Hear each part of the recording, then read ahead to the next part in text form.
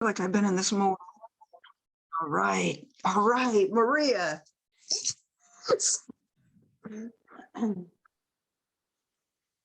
We have more often than not forgotten, so thank you, Mark Rosen. 6:28. So we're not muted right now. We will. We will when she says everybody is muted.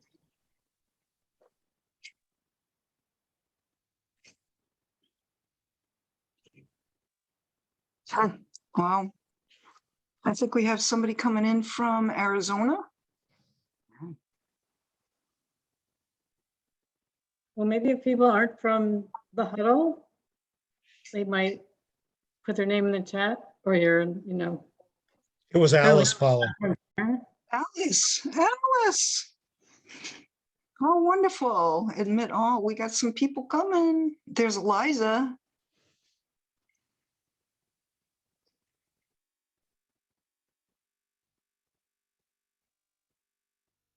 Wow.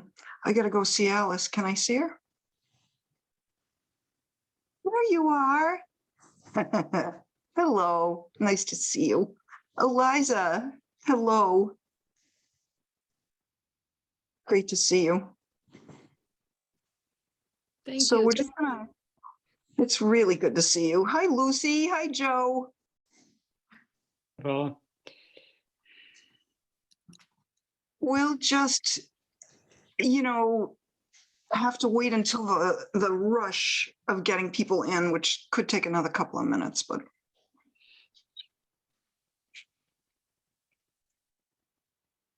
All right. That was a quick one.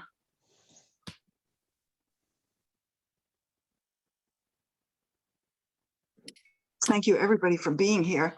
It would be awesome if you could write in the chat where you're from and if you're a huddler. We'd love to know.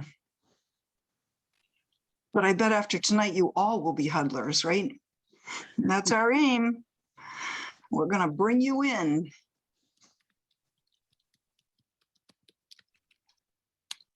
"6:30. I'm a stickler for starting and ending on time. So West Newbury, Rockport, Amesbury.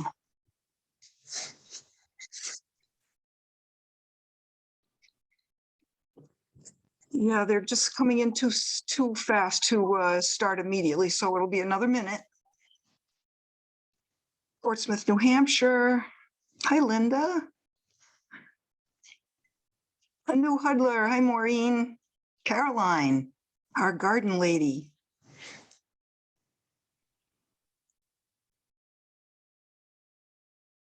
Well, we're gonna smash 100, ladies and gentlemen. Awesome. Or 97. Way to go. Way to That's- go.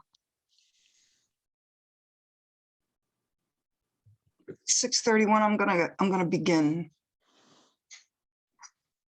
So that means I'm gonna go on speaker view and I need my people. You look beautiful. So I want my speakers with me, so I'm gonna go back. There you are, hello. Good. All right, my friends. Here we go. So first off, I want to welcome you to the very first huddle of 2022, and today is our birthday. We turned 5 today, 5 years ago. And if anybody was here for that very first meeting, put in the chat that you were. We'd love to acknowledge you because it was a big day for us. So we always begin our huddles with, if not a moment of silence, a moment of silence and a moment of acknowledging all the faces, all the humanity that is here with us now.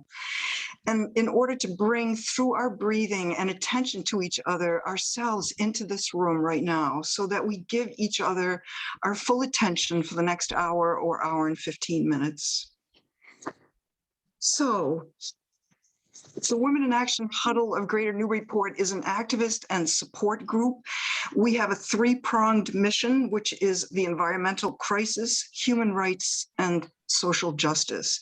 All of our programming stems around those 3 issues, those 3 missions of ours. And we consider ourselves an educational organization in order to activate our membership into good action, good change. That's what we're here for. We educate to instigate change. So tonight, we feel like tonight is a most important night for all of us. And I'm going to read some of the things that I jotted down. I feel that we've all been changed by welcoming. Can you tell Nathaniel to come up here? All right, so I'm just going to say that Timothy Morris needs to mute themselves. Across the Midwest today, the second round coming next. Thank you so much. So tonight we're going to be hearing from 4 people who are going to talk to us about our local Afghan resettlement families. We are so honored to speak with 2 Afghan women. One is Waranga, and the other one is Shabnam. Now, Waranga just got here a couple of months ago, so her story is going to be incredibly different than Shabnam, who has been here for almost 20 years, since she was 8 years old. Both points of view are going to be so fascinating to hear and talk about. We're also going to talk in depth with the Reverend Dr. Jared Mercer from St. Paul's Episcopal Church, and to Joanne Morris, who is part of the leadership team of the West Newbury Congregational Church resettlement team, who has a family here. So the Huddle does not operate in a vacuum. We are keenly aware. In fact, we are driven to understand and change the homogeneity of our communities. By receiving and helping new families from culturally diverse countries, families who have struggled for their safety and basic needs, their independence and freedom, we have in front of us an opportunity that is unprecedented in our post-urban renewal North Shore to actually choose to become the diverse and inclusive communities that we so need and desire.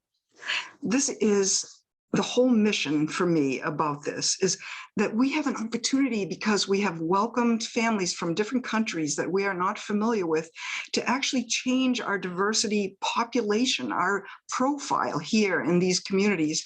Tonight, I really want to focus on, and I'm going to be speaking with Reverend Dr. Jared Mercer about this a lot, is how can we help families stay here once they get here? Tonight is a small contribution that the Huddle is making to help us see more deeply into this huge picture. So I invite us to listen with open ears and open hearts so that we can bring about good change and a better world, one neighbor and one neighborhood at a time. So I welcome all of you to this meeting, and I'm so thrilled that you can be here. To start off, I just want to say that we are very saddened to say that Rachel Lair contracted COVID, and so she couldn't be with us tonight. She was going to cover sort of an overview, a global overview, but we feel that we are going to be able to cover that with our wonderful speakers that we have tonight. We want to talk about cultural differences and how to bridge those, and so I think that you'll be in good hands with that. So there's going to be lots of valuable links in the chat. At the end, there will be actually a document of these links to both Jared's books, to links to the IINE, places where you can plug in and help. And know that the Huddle does everything it does in order to help people engage in whatever level of activism that they want to, by giving you opportunities of all kinds. So it may be writing a check, it may be how to volunteer, it may be getting your Corey check so that you can literally get involved with the families. It will run the gamut. So let's see what else. I want to thank Marie Hoffman and Eliza Goodell, because Eliza and I were in communication a lot. She knows Shabnam and Waranga both, and put me in touch with them. So it's just been wonderful, and I want to thank you for that. We're going to save the chat until the end. All the speakers will probably, inspire you to want to ask questions. Put them all throughout the meeting, and Debbie is going to manage those and take us through the questions and answers at the end. So let's start with the Reverend Dr. Jared Mercer, and I'm going to put myself on speaker view. So when I was learning about you, Reverend Mercer, you have a fascinating story. I mean, for one thing, you've only been here for a year and a half. I mean, you landed in the middle of a pandemic to a new community. You spent more than a decade in Europe in some of the finest places like England and Oxford. You have 4 or 5 books out, and I think that your recent one is called Love Makes Things Happen, which is about to come out. I mean, you couldn't have landed at a more difficult and interesting time. So I read the article introducing you to Newburyport, and you were quoted as saying, when they asked you about opening your community to new families here, the call to do all we can to love and support these friends whose lives have been put in grave danger in their home country because of their relationship to ours is a moral imperative of our times. So I was deeply moved, Jared, to hear you at the IINE webinar about a week and a half ago, and I'll get to that a little later because you were one of the only speakers who was so forthright about not only the gifts and joys that have been going on because of your families here, but also the challenges. And the challenges will lead us as a huddle and interested community members into how we can literally change the systemic challenges in order to hopefully keep these families here in our communities. So I wanted you to give us, if you could, a brief overview of how St. Paul's came to become a host community and how it actually started. Yeah, sure. Thanks, Paula. I appreciate you having me here and just giving us the opportunity to discuss this and what's happening in Newburyport and this family's coming. And I think your perspective about the impact it's having on our whole community is really important. And so back when, at the height of the evacuations, late August and early September, IINE, the International Institute of New England, put out needs that, you know, they were going to be having as receiving all these new arrivals to Massachusetts and to New Hampshire where they work. And one of them was temporary housing. And we have a sort of, in our church, a row of, you know, classroom and meeting space in its sort of own hallway, which can be sort of, you know, separated off from the rest of the church. And so, particularly during COVID, they weren't getting very much use. And I just thought that, you know, with temporary space being needed, that it could be useful. And so I reached out to IINE and didn't hear anything for a while, a couple months maybe, or 6 weeks. And then they wanted to see the space and they thought it would work. And then within a week, within a few days, they were saying next week there's a family arriving. And so we had sort of a few days to prepare. And that first family ended up not coming. It was going to be a family of 13. Their travel plans changed, but the following week we received our first family. That's a family of 9. Who is here now. They arrived on the 13th of December. And it was one of the most surprising and welcomed things was the amazing outpouring of support from the community, not just the parish here at St. Paul's, but the surrounding community of Newburyport and beyond. In a day and a half, we were starting to turn away items, you know, beds or bedding and clothing because we had received everything we needed in, you know, hours really. And then loads of people have given financially as well. And so we've raised quite a bit of money for these families' futures and their future stability here. And so that's wonderful. And that I think is a really important aspect of their resettlement here as well. If the community is really on board, not just supportive, but active in their welcome, right? And welcome and embrace should be something that's active, not just passive, right? And so if we're active and if the community is you know, giving that active support, it's going to be a more welcoming environment. It's going to be an environment where individuals arriving can thrive and flourish. Mhm. because that Mhm. the environment for Flourish has been established. And it's an ongoing thing, right? It's not like you just establish it and it's gone, right? There's continual work happening um, in the schools, in the parents' lives, and other aspects of our community to make that a reality. But that was a welcome surprise, and it continues to be on a regular basis as well. You know, I think that's where, as I learn more about it, I've been involved with the FRSUU family just a little, in volunteering, and the Huddle did do a boot drive for them, and realizing that the first and the easiest thing almost is to get them here.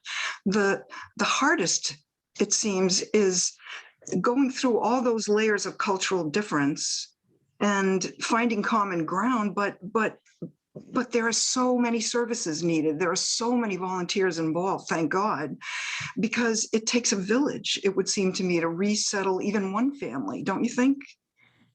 I do, yeah, absolutely. And part of that village, of course, as you mentioned, is FRSUU, the First Religious Society Unitarian Universalist Church, who we're in full partnership now and sharing resources and sharing volunteers and having our families, do things together and English lessons and all kinds of things. And Reverend Rebecca Bryan there couldn't be here tonight, but she had another engagement, but we're just working fully together, which is a beautiful thing as well, to be able to partner like that and support these families in the best way that we can. So the second family then arrived in January, the 5th of January, and then at FRS about a week later as well. So now that's the three there, and then the West Newbury group as well, who's here tonight, with a family of 7. So there's almost 40 Wow. Afghans in Newburyport now arrived in the last just over a month, for about 6 weeks. And so it's quite a movement of support and of welcoming these new neighbors. And so there are a lot of things going on with that and that takes. And that's another one of the biggest surprises, is that I thought, initially we were sort of offering housing, right? Which we did and we're doing, but it's so much more involved than that. And there,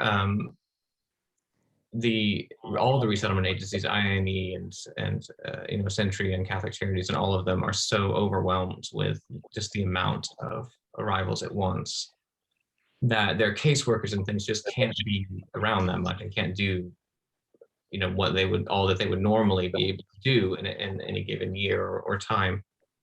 And so there was someone who's really involved with a lot of refugees and immigrants arriving in the Andover and Lowell area, came by just to bring some things over, some prayer rugs and Qurans and things for the families that would be good for them to have here, and sat down with, I think it was the second day or third day after the first family arrived, and I said something about, she asked a question, I was like, I don't know, their caseworker will be around later today or something and answer those questions. And she said, that's you. I was like, no.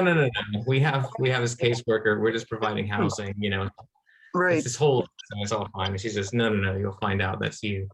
And it was kind of prophetic, because it just, it just opened up immediately into so many other needs, and some incredible people stepped up in the community. We have, someone who happens to live in Newburyport who works for the Office for Refugees and Immigrants for the state of Massachusetts, someone else who works for the Department of Transitional Assistance, who's in charge of getting all their benefits and everything in order. We have others who have worked with other Afghan refugees throughout for a few decades or have lived there. A professor of English literacy and English learning at Salem State University is organizing 40 English teachers. So we have Monday through Friday lessons in both these church locations for younger children, for tweens, for teens, and for adults. So we have these 4 different classes. And so just incredible things, the way that people with their different niches and expertise have been able to step up and help. And so we have a working group now, which works on all these different aspects with different coordinators for all these different areas. Including mental health and physical health with doctors and psychologists, and schools liaisons, so people working with the schools. And then the New American Association of Massachusetts. They're an amazing organization in Lynn. They've done some cultural training with personnel in the schools, and now they've hired a part-time case manager to look after these Newburyport families locally as well.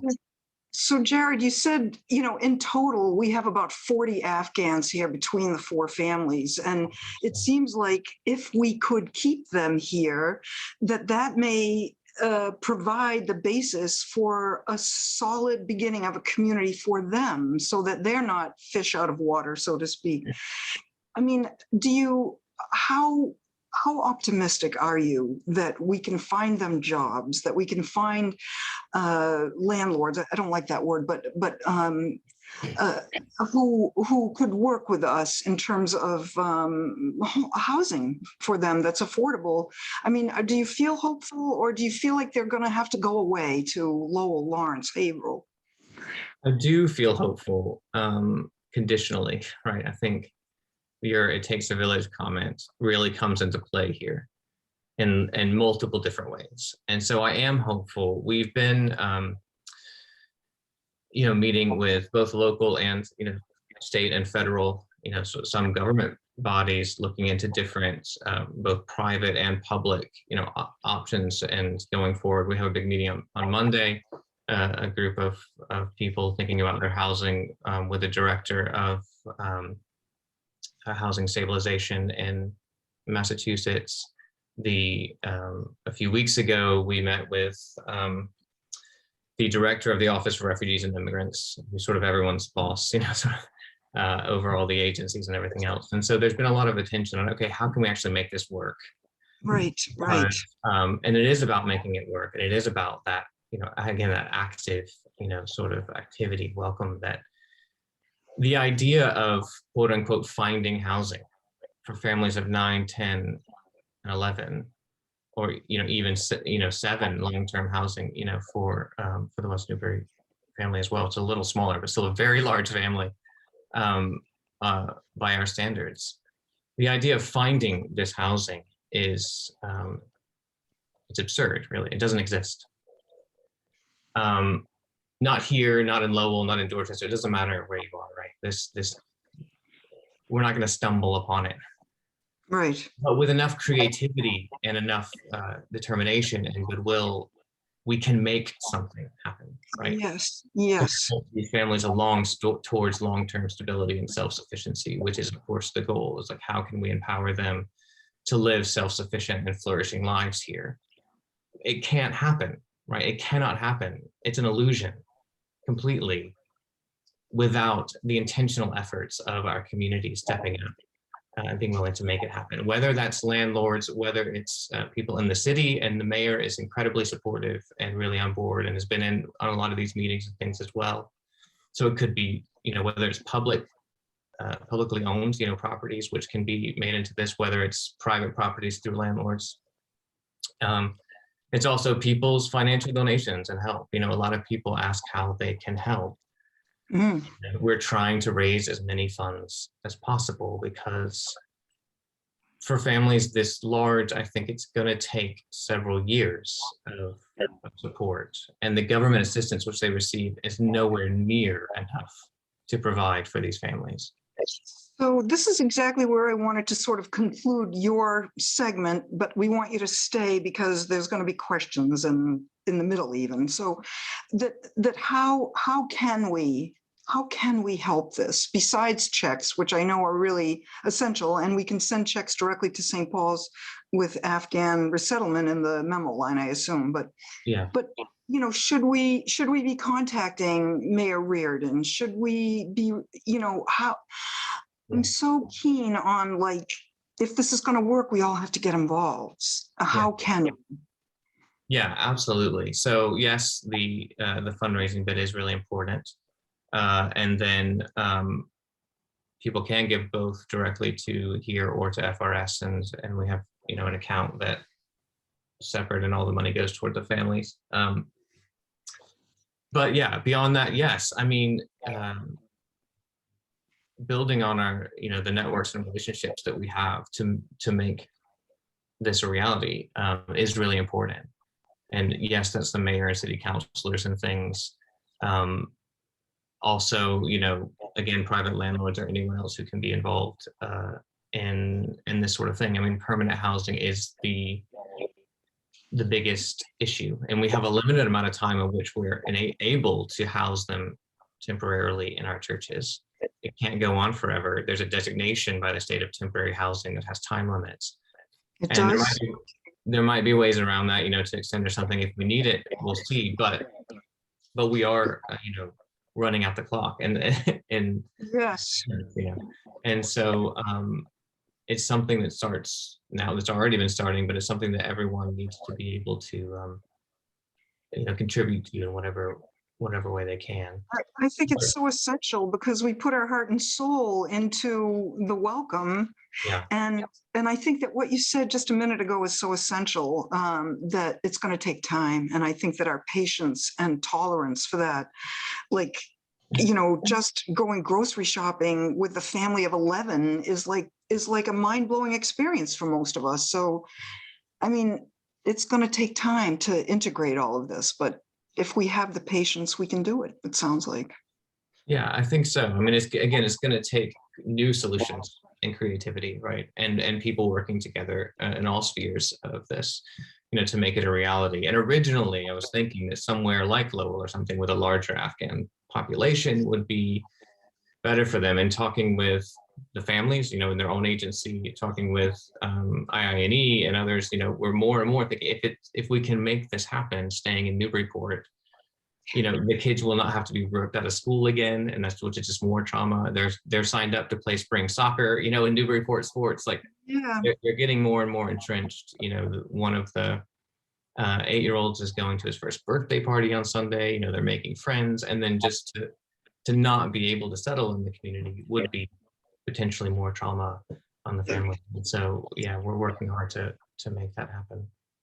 So I want to thank you so much for talking to us, but we'll be back to you. And so stand by. Thank you so much. I'm going to turn now and welcome Joanne Morris, who is the executive director of our very famous documentary film festival. So welcome, Joanne. I'm looking for you.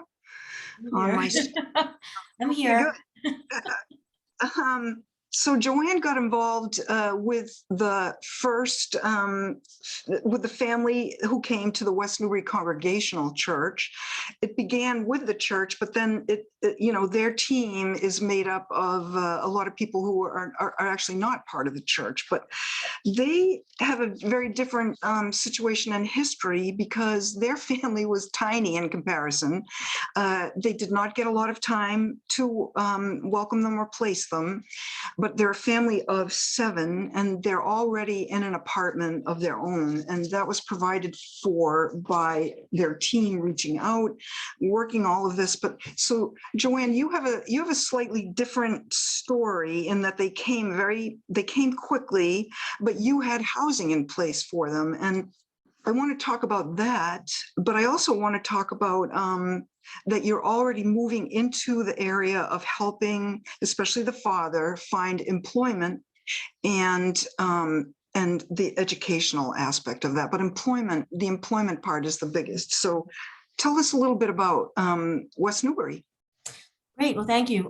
Yeah, I got involved in December and I wasn't there from the very beginning. So I can speak to my experiences. I'm not the head. The head is very busy right now. So I said, well, I'm happy to speak, but I see some of my teammates here. So hopefully I'm presenting it accurately. But I came in December. I saw an article in the Daily News and I was really interested to do something like this. And I reached out and they said, yeah, right away. So I jumped in. There's about 40 volunteers. It was like, we have many, many people. And so at that point, we're under Essentia, which is a different, as you mentioned, it's a different group. And they have a different kind of model that we follow. There's a template.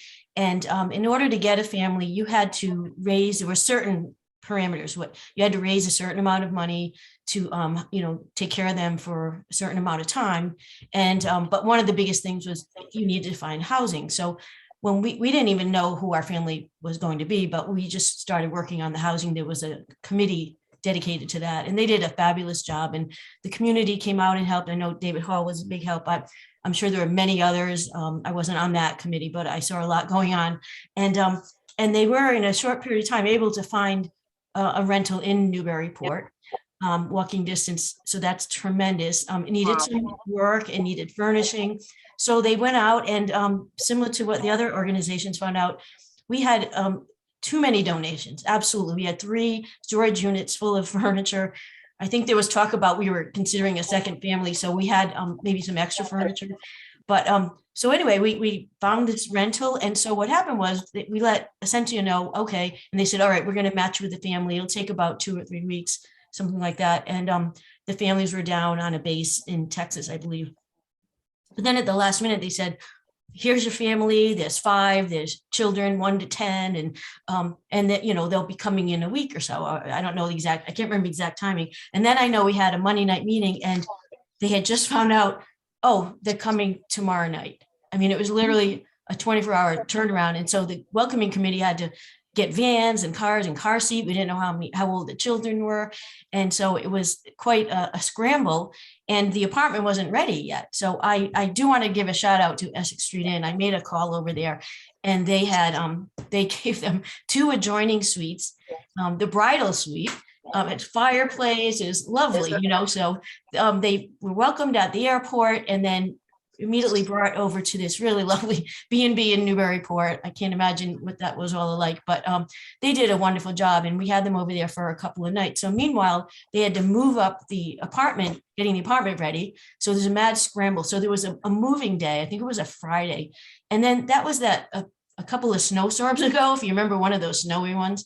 And so they had to actually get in even sooner. There was a lot of moving going on. I wasn't there, but I know that team worked really, really hard. I do want to give them a shout out as well. So there's just a lot of volunteers working behind the scenes, but they got them in time. I wanted to ask you, Joanne, like, in order to find housing, is it a grassroots effort? Like, are your volunteers literally like saying, well, I know somebody that I can talk to that knows somebody who, like, is that how it's going to happen?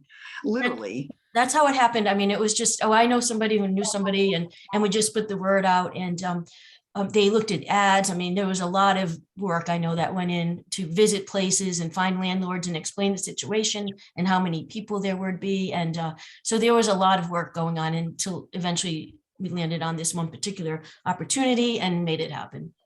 And did you find that many landlords were shut down to it or open to it? Or, I mean, if maybe you weren't on that team, but still, was there openness about it or fear? And I wasn't on that team, but I did hear, I feel like, no, I think it was pretty open.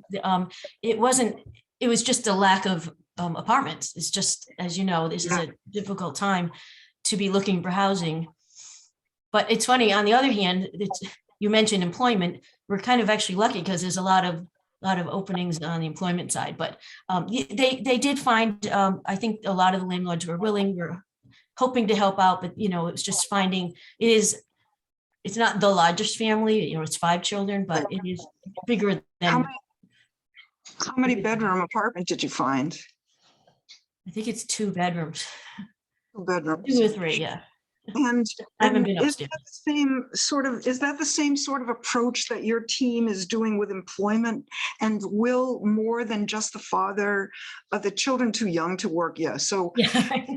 so is The it, oldest is 10. so is it more like word of mouth, or I know somebody who might be looking, and is there a desire on the father's part for a certain kind of work? Mm-hmm. Yeah, so we were lucky enough. I get to meet with them last week, with him especially, and then the mom and the kids. They're terrific, and he is just interested. He actually is so anxious to get working. He, you know, hasn't been doing any work, so he's excited and will do anything. He has to learn English. He has to, you know, he wasn't speaking English fluently or very much at all. So he's really determined. So that was our first priority. And so, and I know he's over at the Universal, or I know where we're sharing resources. So thank you. I know there's those 40 tutors. That's really been helpful for us. So he's learning English. So meanwhile, we have a small committee, and we just said, well, let's start looking, let's put some leads out. And the father was interested in the trades, he's a truck driver, mechanic, auto mechanic, et cetera. So we started to just put the word out with some local builders and, home repair or whatnot. And pretty quickly, we have a couple of really strong leads that we're pursuing now. So I'm really happily surprised at how quickly we were able to find, something, and just to get him started, to get out, Right. to be working, to do something, to learn his English. One of the issues is the translation, not being able to speak English fluently. And one of the people we're speaking with is saying, if you could send a translator for a couple of weeks for the first hour, I'm like, all right, we'll figure that out, to help, to kick off the day. Probably just say, okay, now you're going to, shovel this or sweep that or whatever it might be, to give the initial instruction. So we're meeting tomorrow on this, so more to come. But I was really gratified to see how really willing, just a few people we spoke with were to, to help out. And I have a couple questions, like, did you have to put up a lot of money for the apartment? Like, did you pay in advance for a certain amount of months and the lease and so forth? And the other question I have, Joanne, is maintaining your volunteers so they don't, I mean, this is a long, like Jared was saying, this is not an overnight process. So people have to, when they volunteer, be prepared that it's going to take a while. Mhm.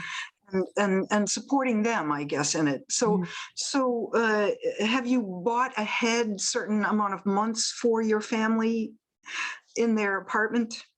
I actually can't speak to that. I don't know what the final agreement was. I think I believe our commitment with Essentia is to find 6 months of housing, and Yeah. so I'm sure there was talk between the people who arranged the lease. Right.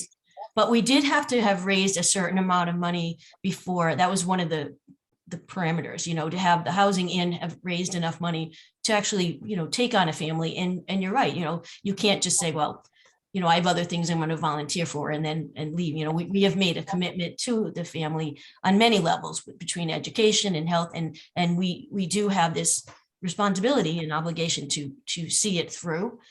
So I'm sure that we made sure that we had some very great donations. There's some very generous people in the community. It is overwhelming. We're really seeing some nice donations. So that was able to help us go to the landlord and say, we have the funds, we can, definitely be able to take care of if it's the 6 months, whatever the lease was signed for. It's wonderful. And so my final question to you, but there will be more later on, is how can we help? Because that's what the Huddle wants to do. Well, in our case, it's we're actually going to do a fundraiser Sunday night. The screening room reached out to us, and they're showing a film. Love the screening room, Flee, and it's an Academy Award, shortlisted nominee, and it has to do with Afghan refugees. It's following a certain central character, and so they reached out and said, "How can we help?" So we're going to one of the screenings Sunday night, 7:00. I'm going to go, and someone joining me, Mary Sawtall, is helping out, and we're going to welcome everyone, and then at the end of the film do a Q&A and talk for about 30 minutes, and then tell people how they can help. So one of the things obviously is like writing a check to West Newbury. We'll show them how to do it, but we're also looking for a van. We need a van to hold 8 people, so we're going to be setting up a GoFundMe for that. And then Nice. we're also going to ask about leads for employment, although maybe by then we'll be all set. Oh, wow, that's great. Well, I look forward to seeing you on Sunday, and I thank you so much for your time tonight, and stand by, okay? Because there'll be more. Thank you. Thank you. We are going to pivot now to what I consider one of the most important parts of the evening, and that is to talk to our Afghan family members here. And I'm going to begin with Waranga Usmani, who most recently came, and her story is incredibly difficult and riveting. And I'm just going to introduce her by saying that when we spoke last week, I learned that she's the mother of 2 boys and 2 girls. She's 28 years old, and she has a BA in business administration and was the head teacher in a private school in Afghanistan. Her husband did work for the US Embassy, and they felt that they had to leave. It was done very quickly, very scarily, and it was a harrowing 2 months it took her to get here. So, Waranga, would you start by telling us how you left Afghanistan? And welcome so much. Thank you for being here. Hello everyone, and it's my honor to join with you and to tell about my story. And thank you so much for everyone that they are helping Afghan and our sorrowful people. I'm very thankful to all of you. And when Taliban captured by when Kabul captured by Taliban in 15 August, so we left our house because we had too much fear that they will come suddenly and they will kill my husband because he was staff of US embassy. So we left our house with too much fear and with head broken heart because it was so difficult. Can you talk more slowly? And Debbie, do you want to say something about her? That sounds like she's in a tin can a little bit, but maybe if Yeah, you it's speak. echoing. And I don't know whether, I was checking to make sure everyone's muted, but it does sound echoey. Just speak slowly because you speak quickly. Yes, okay. So when Kabul captured by Taliban on August 15, so we left our home with very broken heart, and we tried to go to our husband house, my husband friend's house, because it was near to the Kabul airport, and we thought that if we go there, so it will be easy to enter to the Kabul airport. So we after that we spent 8 days in that house in our relative and my husband friend house, but there was no news about from US embassy to enter to the Kabul airport, and we spent this 8 days with too much fear and with too much problem. That if I tell you about each day and each hour, so it will take a lot of times and it will take a lot of it will take 1 week to write that story. And my kids was very sick that time, and when on 24 August we got a message from US embassy to enter to the airport, and but when we reached to the airport, there was 1,000 and 100,000 of people around the airport, and we are just waiting to how we can enter to the airport. And the weather was too hot, and there everyone tried to get into the airport, but it was impossible for us to enter to the airport with 4 kids, and my youngest son was 5 months, and there was a lot of people that they are pushing each other to enter to the airport, but suddenly there was a firing, bomb blasting, and they were just pushing some gas around the people that they give some way to the other people. But my kids were just crying, and they were saying that, "Mom, we don't want to go to US. Please, please send us to our house. We don't want to die." And there was a lot of Taliban around us, and they have very terrible face. And when we just looking to them, so it hurt us too much. And my kid was too much fear, and even they were not able to talk, and they were not able to walk. So my husband decided that I don't want to kill my kids here. If Taliban kill me, so it's not a big problem. So I don't want to kill my kids. So let's go to home back. So we returned to the home, return home back, and we could not able to enter the airport. And for that much, very that was very sunny day. So my youngest son, that he was 5 months, he became very sick, and we got him to the hospital because he was not able to take a milk, or so just he had a very bad condition, and we returned to the home. So we waited for 2 days, and then we got a message from US Embassy that they will arrange the buses.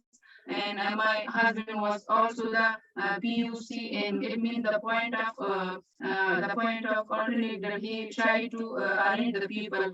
And that was the day that God help us, and we entered to the airport successfully. And that day when the buses moved, so suddenly the Taliban stopped our buses and asked the other girls, including my 9 years old daughter. She's my young elder daughter, and he asked that why she didn't wear the scarf.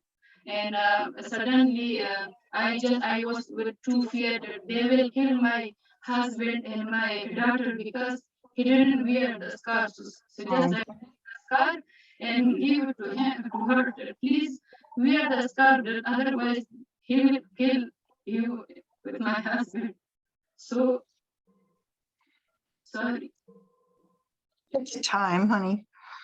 Turn your volume down. Do you know how to do it? Never mind. Keep going. Yeah, so we God help us, and we successfully entered to the airport, and we waited for 3 hours, and that was the day that the airport was just like paradise to us, that we will leave Afghanistan, and there will be no risk for my kids and for my husband. So we were evacuated to UAE, Dubai, and we were stuck there in one room for 46 days. Wow. Yeah, 46 days, and there was nothing for us, no clothes, no anything, because we left everything. That was impossible to bring clothes or necessary things with ourselves. Waranga, where were you for 46 days? Where did you stay for 46 days? In UAE, Dubai, Abu Dhabi. Okay. Yeah. And when you came to the US, where did you come? So we were able to come to the US on 10 October. Yeah. Yeah. So first we got biometric, but then our flight is canceled again. The flight. Then my husband got contact with some people, and they arranged our flight from Abu Dhabi, and we flight landed in Philadelphia, and they took us by the buses to Virginia military base for Beckett. And how long have you been in your new place? So there was waiting for each thing, and which place Where you live now, how long have you lived where you are now? So now we are living in our new home, and we so just I'm telling that we spent 56 days in Fort Pickett camp with a lot of problems, with the sickness problem, with our clothes, with the cold weather, and so after 52 days, there was a group that they wanted to sponsor us, and our friend contact us that there is a group in Boston that they want to sponsor us. So then we decided that we have to go out from this independently, and we came to New Hampshire. Mm-hmm. And I wonder if I could bring Eliza into this conversation. Could I? Eliza, when did you meet? So what do you mean? Who I meet? Actually, I have met Waranga through Rob Antonucci. And Waranga and I only met through the phone. It was arranging to speak here at this meeting. Yes. I see. And so I think I misunderstood, like you've been in your apartment now for 2 months, Waranga, is that right? About 2.5 months? No, we are just arriving to our new house. This is our third week that we are arrived to our new home in Malden. Are you getting acclimated, or do you have warm clothes? Are people helping like they are here in our communities? Yes, we have a very lovely and friendly people there and helping us in each thing. And now we are happy and we have no problem. And just we are thankful to God and thankful to our friends, thankful to the group who sponsor us and who help us. So we have no problem for now. But Waranga, are you worried about your family members that are still in Afghanistan? Yes, I'm in worry about them because some people ask them that where is your family, and they are living with too much difficulty, with too much fear, and so I'm worried about them that how can they be able to out from Kabul because it will be impossible to live as they live it before. So it's very difficult time for them. It must be heart-wrenching to have left them, but it was too dangerous to stay, correct? Yes, yes, yes. And so here you are facing a brand new life, sort of whether you wanted it or not. You have a new country. Yeah, yes, I am in new country and it's very difficult to live in new country that you don't know about how is the environment and how is the system of this new country with kids and with husband. But now I'm thankful that now I have no fear and I have no tension that my husband will killed by Taliban. So there is no death. So I'm Yeah, happy for that yeah, no dread and there is no fear. So I can live here without any fear. yeah, that makes a huge difference for raising your children. No fear. So being brave and accepting a new culture and learning about it all is better than being in danger all the Yes, time. yes, Yes. we can eat without fear, we can sleep without fear, and we can yes, we have tension about our family, but they are also happy that we are safe now. So it is very Yeah. important that my family is safe now and we can live without fear. So this is very Yes. important, yes. So Waranga, we're going to ask you some questions, but first we're going to talk to Shabnam and I'll be back, okay? You Thank you. did beautiful. You did absolutely beautiful. Thank you. Beautiful Thank you so job. much. Thank you. Thank you. So Shabnam, welcome.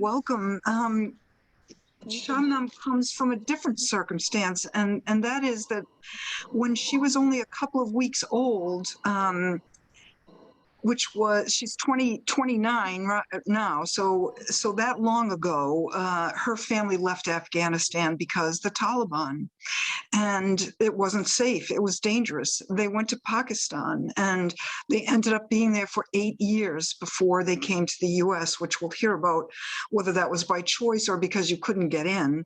But when they finally came here, Shabnam was 8, and it was only a couple of weeks after 9/11. So talk about, I mean, like an entry into a culture that was on the verge of war with her home country. So Shabnam, I know you don't remember leaving Afghanistan, but I do know you remember coming to the US. Can you tell us about your story? Yes, definitely. Thank you so much for sharing, Aranga John. It was very touching. But I can share my point of view. I was 2 weeks old when my parents in Kabul, they were living in Kabul, and I was 2 weeks old when all of a sudden my dad and mom decided that they would overnight leave everything.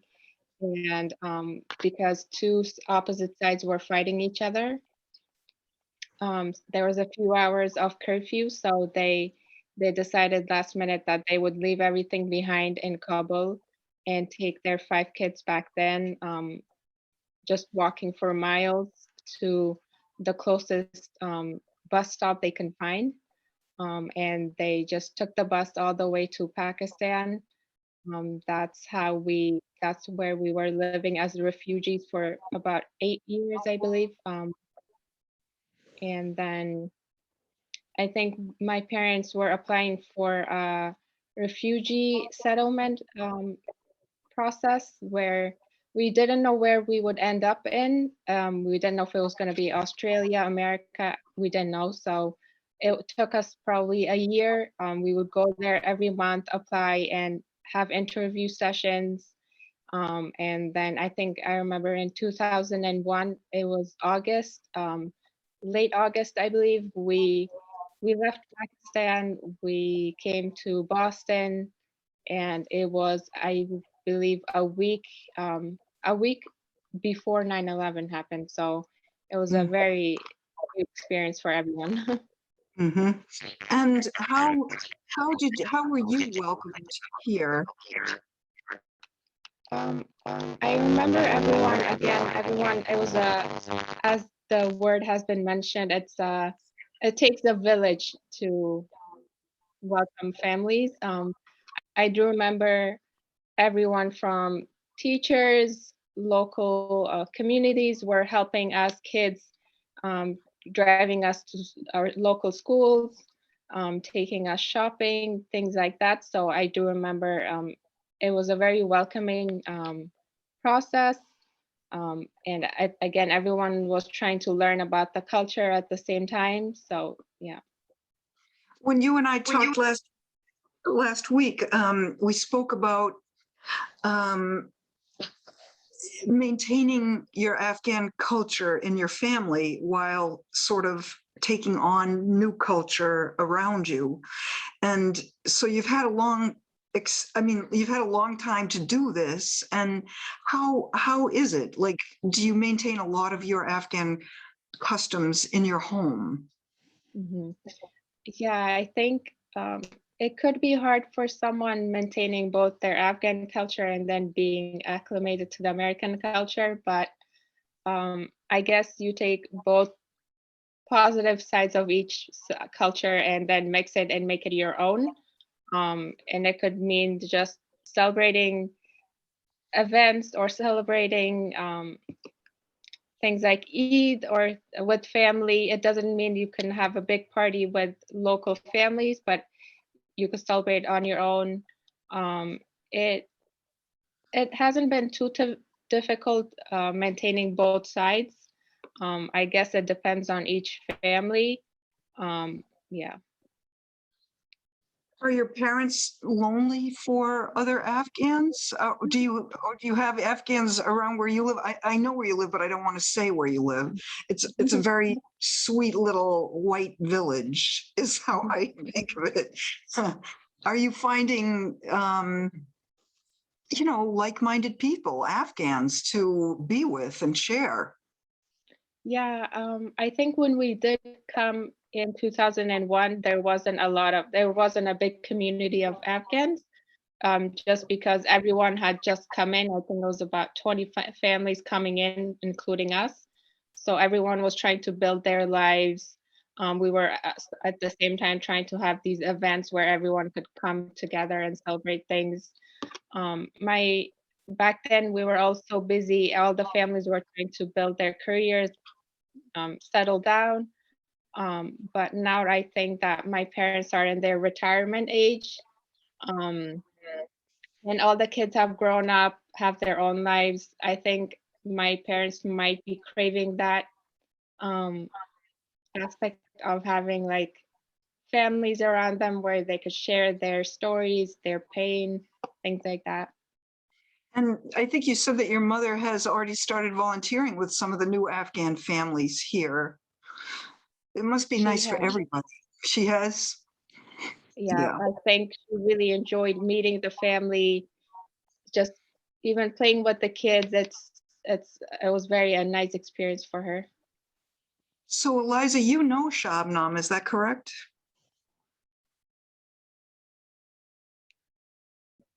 Yes, we met about 20 years ago. Oh, wow. So you know her whole family? Yes. And may I ask you, I mean, you're not on the hotspot, but how did you meet and why?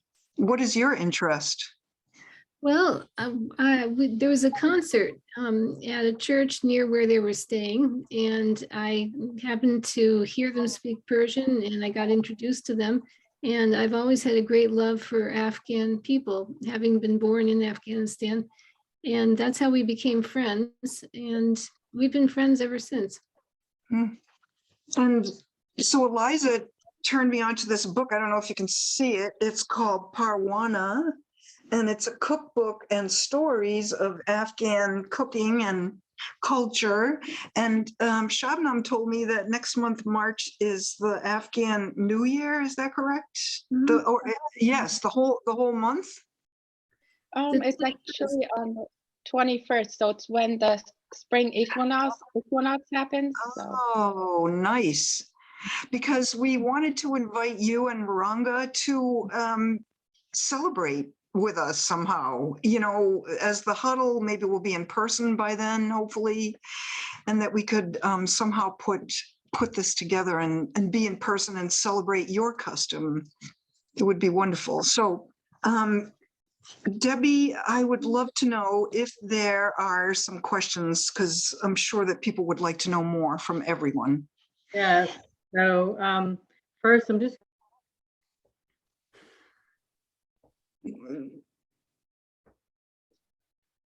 There you go. Sorry. So there's a couple questions for Waranga. Sorry. One is, how are your children adjusting to the move? Are they doing okay? Yeah, so it is a little difficult to adjust here because everything is new for us. So we are trying to adjust here, and for now, time being, we are good and we are fine. And so only before I mentioned that the only thing that gave me pleasure and I'm happy that my family is safe and they have my kids have bright future. So it is very good. So I'm good to adjust here, and I am happy. That's wonderful. And then, are you able to communicate much with your family? Yes, I have contact with them. Yeah.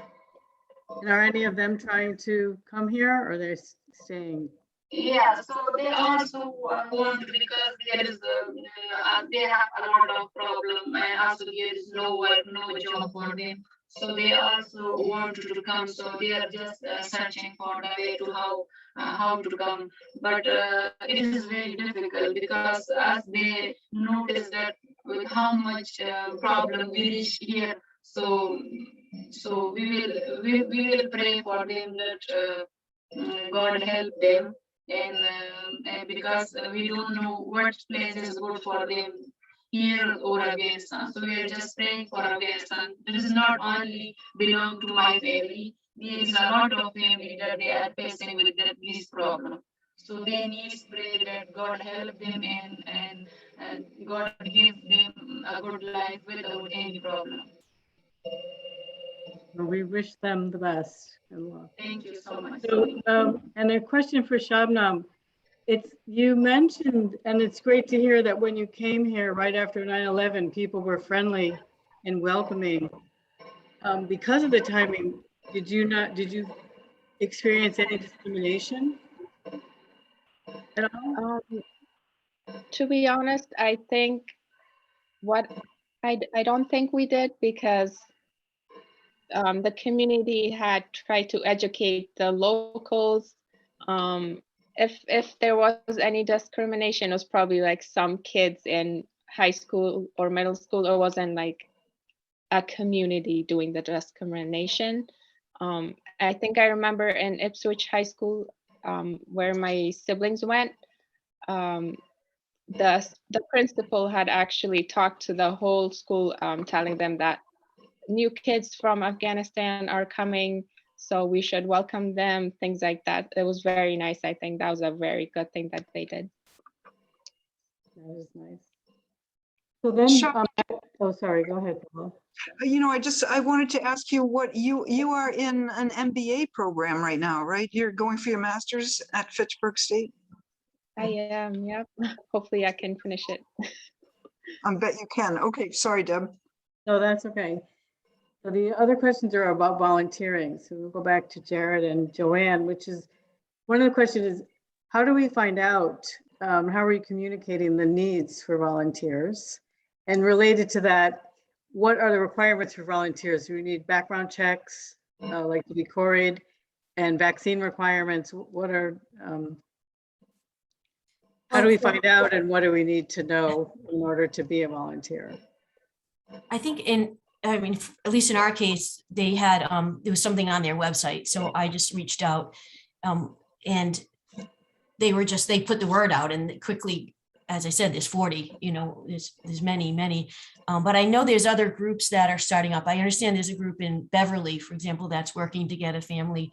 I think maybe if you go through Essentia or the other one, that there's plenty of places that are still getting their families, and it would be good to get in at sort of at the beginning, or, I mean, we would love helpers as well.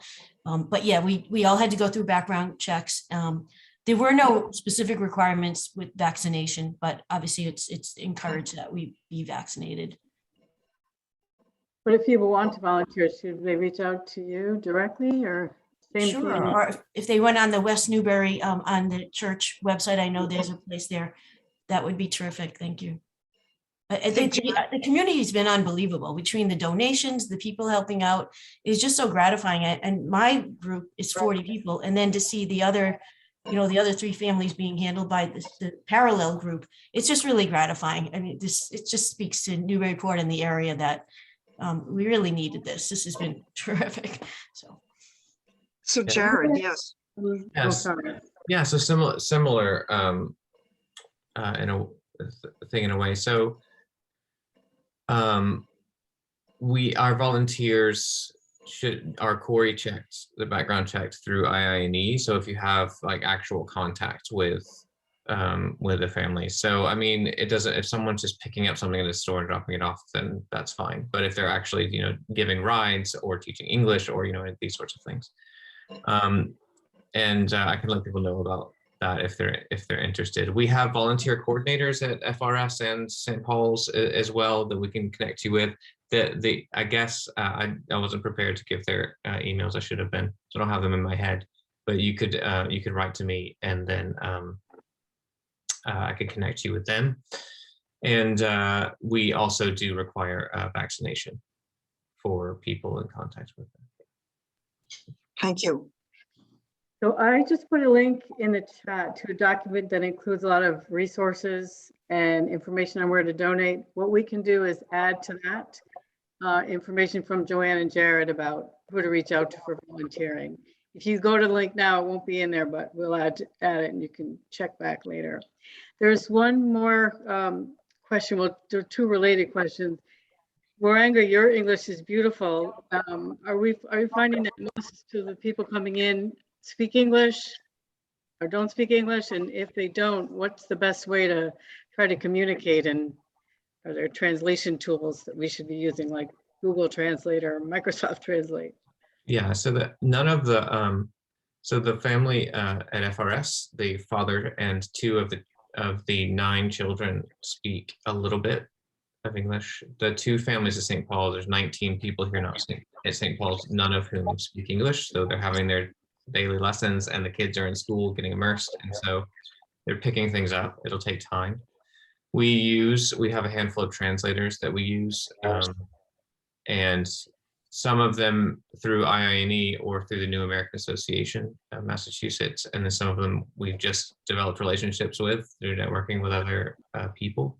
And then there also, you can do Google Translate and things, but it only does it into, they don't have a voice. So it puts it into the Persian script for the Dari language, which is what ours use. All the families here are Dari speaking in Newburyport, and but they have to be able to read the script. And so some don't read the Persian script, not just English, but they're not literate in the Persian script either. And so some of the family members we can communicate with that way, and some of them we can't. And then there's actually an excellent app called Tarjimly as well, which has about 20,000 or something like that volunteer translators in different languages all around the world. And you can request one and it can pull one up in Dari in like 5 minutes. So that's been really useful too for when we can get one of our normal translators around.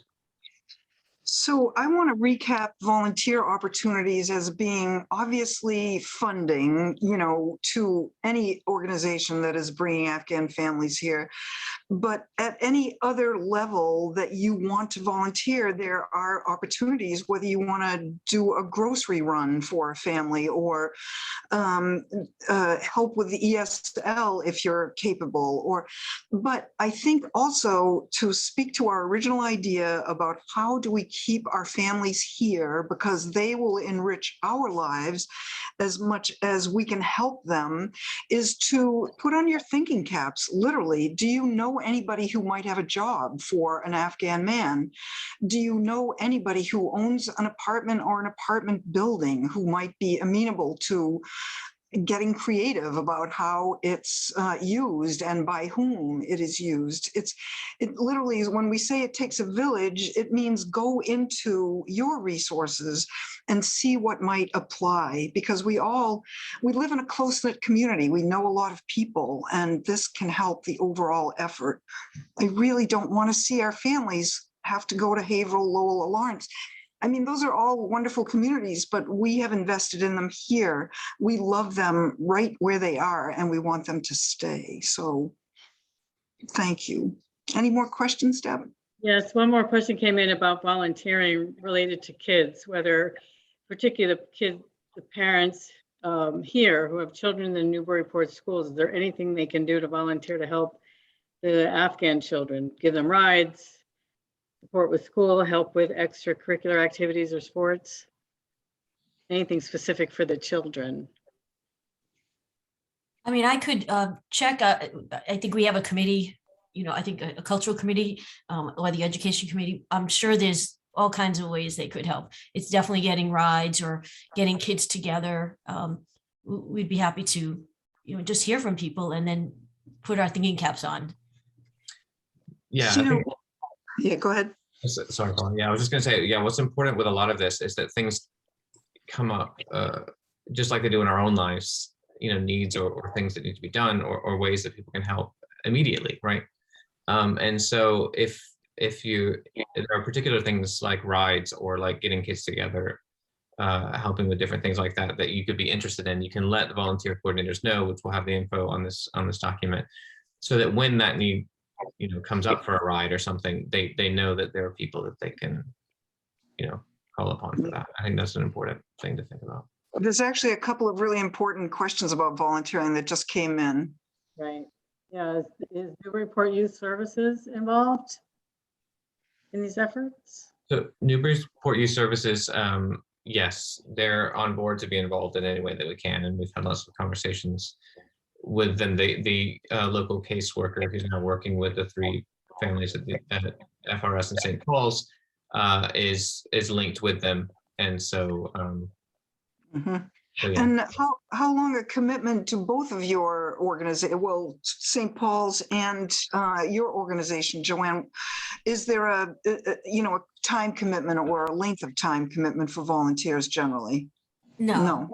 We basically have different teams. So it would be the kind of thing you could look at what team you might be interested in helping out. And some are probably more short-term than others. We had a welcoming committee team, for example. So it's more a matter of, being matched up with what you're interested in doing and what you can, how much time you can get. But we didn't have to sign and say, we committed to a period of time, which is good.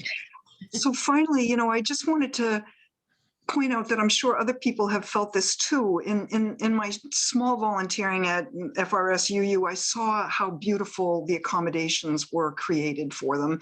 It's a huge space parish hall, 3 floors, a gigantic living area, huge kitchen. This will be so hard to duplicate for a family of 11 or 13. And I don't know, just in my highest wish, it would be like, couldn't we rent them parish hall forever? But I know we can't. these families have been through so much, from being on the run to being in a bus for days to waiting for 2 months. And now they're in wonderful accommodations. And the apartments are probably going to be pretty darn small that they're going to go into. A lot of adjusting for all of these families, right? Yeah. Well, my heart is full and my head is ringing, and it's been a wonderful, wonderful hour to spend with you all. Very informative. We'll follow up with our links and opportunities. Thank you for your contributions. Thank you to the beautiful speakers.